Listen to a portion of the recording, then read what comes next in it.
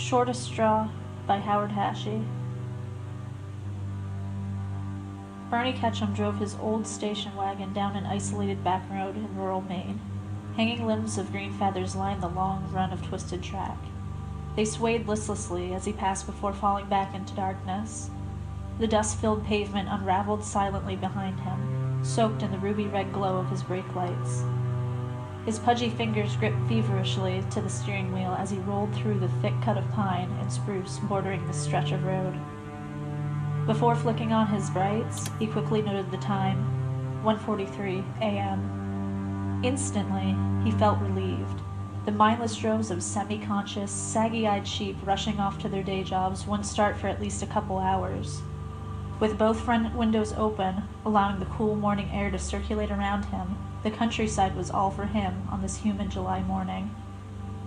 He often took these long drives when he couldn't sleep or was bored, but as of late he felt compelled to get out of the stuffy little apartment that he was forced to call home.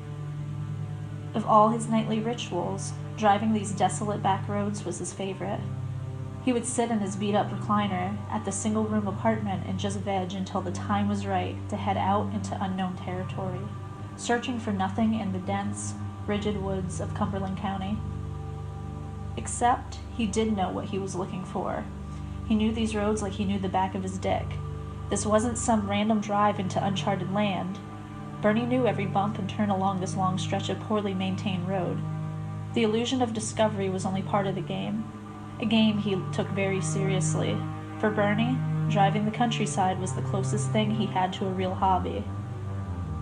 Unless you count pulling the baloney pony, of course. He knew every dilapidated farmhouse and decorative mailbox from the city limits to the Irving gas station in Waterville at the end of his journey. The completion of this epic quest usually rewarded him a 2-liter of Mountain Dew and a couple of firecracker sausages for the ride back.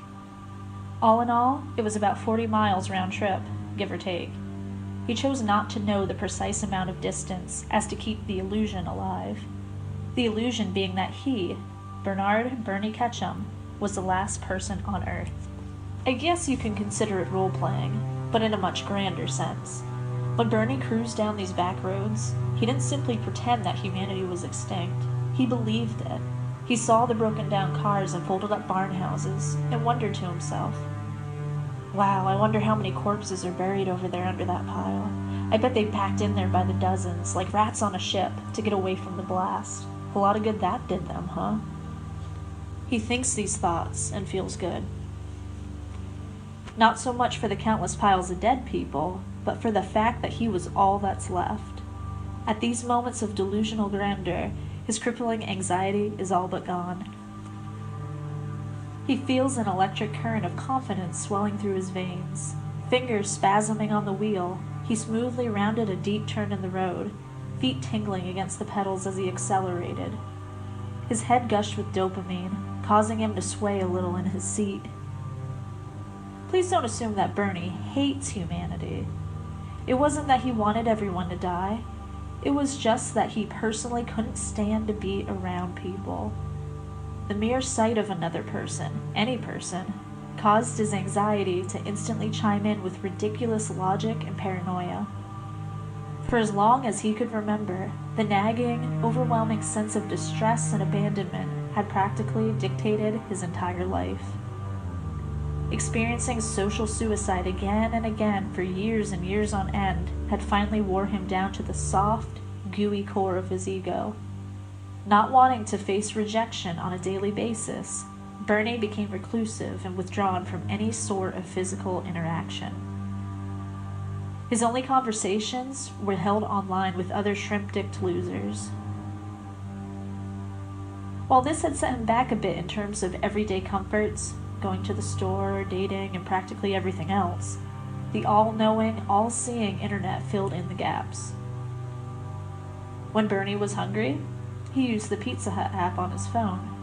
When he needed everyday hygiene supplies, he had them delivered.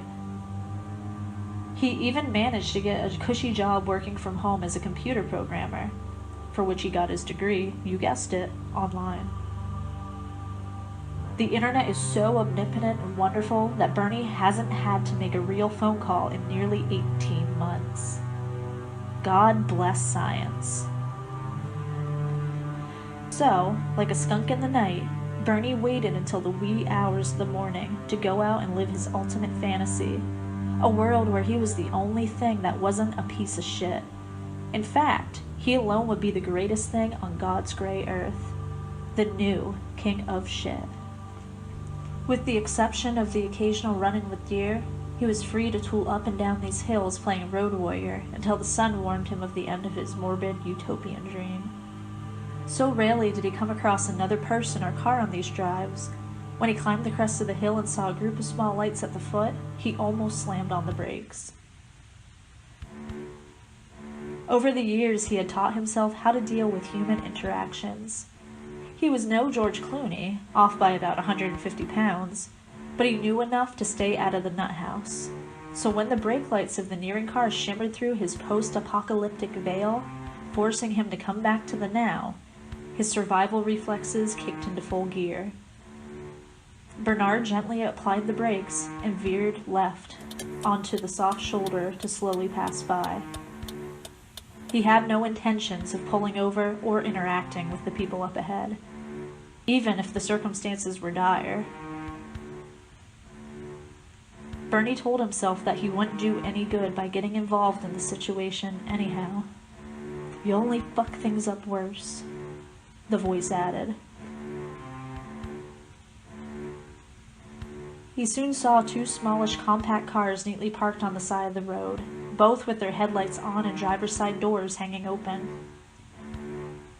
He suspected that there might have been a minor accident, or maybe it was just a good Samaritan helping another fellow traveler with a flat tire. Most likely, car number 1 hit a deer and car number 2 stopped to assist. He slowly passed the two parked vehicles, softly settling himself back into a semi-dazed state of apocalyptic pleasures. Suddenly, as Bernie was almost past the scene, a figure illuminated by the headlights jumped out from the right-hand shoulder lane. With his guard down, Bernie was slow to react to the figure sprinting towards his passenger side door. Snapping his head at the sound of feet hitting pavement, Bernie saw something that he had never before fathomed in his life. Running towards him in an open-armed sprint was a naked white man, covered in what could only be blood. He wore the blood like maroon body paint, except where some of it had dried and flaked off. I say naked, but the man was wearing running shoes and an ankle bracelet. The bracelet sparkled and shimmered in the car's headlights, casting a peculiar twinkle of light on the otherwise dull image. Not sure if that counts as clothing, but it certainly wasn't custom to the area. In his hands were a hacksaw and what appeared to be a bag containing something of notable weight. It swung like a pendulum against the man's tender body as he scrambled against the cracked pavement. Of all these eccentric traits, one stood above all as the most unsettling. The man donned a cheesy Obama Halloween mask. The mask was spotted with blood, giving it a menacing polka dot pattern that was mostly visible on the president's charming grand piano-style teeth. Bernie was transfixed by this sight for far too long before he realized what was happening and slammed on the gas.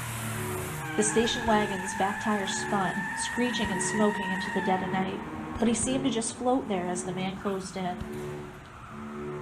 Just as it looked like Obama was going to dive through the open passenger door, the station wagon's tires finally caught traction and took off, hitting the ground with such force that the ass end fishtailed wildly out towards the soft shoulder.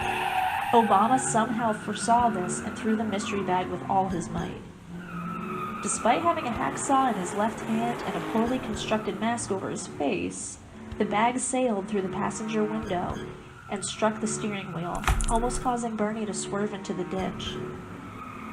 The wet sack rolled off the center console and landed in the passenger seat. Like a clip straight out of a B-movie chase scene, Bernie straightened himself out and crazily drove off. For 5 minutes, Bernie drove too fast, checking his rearview mirror every 6 seconds until he was certain that he wasn't being followed by the man.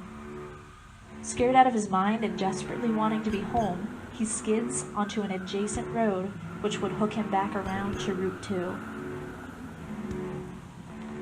Once back in town, Bernie sped to the only 24-hour gas station. He not so calmly pulled in, noisily slid into a spot by the dumpsters, checked to see if anyone was around, and proceeded to weep uncontrollably into his sweaty, meaty hands. His acne-scarred cheeks flared a deep red as greasy tears slid down the many crevices and craters of his bloated face. Thick lines of drool bungeed from his cold, sore, swollen mouth. Huge, raspy sobs escaped through his knitted fingers along with a stringy ooze of snot and tears. A naked man, or possibly transgender psychopath, with a weird thing for ankle bracelets, was running around the backwoods of Maine doing only God knew what. "You know what he was doing, Artard," the voice said. "You don't think all that blood was his, do you? Are you that stupid? Well, then again, you did just sit there and let a crazy guy toss a bag of..." Bernie immediately stopped crying.